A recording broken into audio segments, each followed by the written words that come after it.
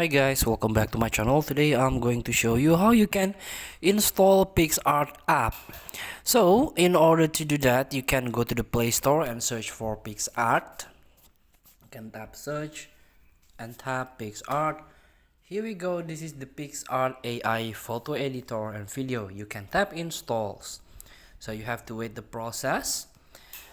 And also PicsArt is about a video or photo editor that you can try it. There is a pro, there is a free one, so you can choose, and of course there is all-in-one AI photo editor, video editor, and also smart AI backgrounds, remove backgrounds, and so on.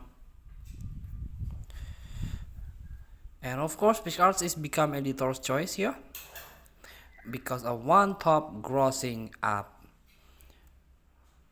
in photography, of course. So this is how you can install. Feel free to try. Thank you for watching. Forget to comment, like, and subscribe. Also click the text button below. See you in the next video.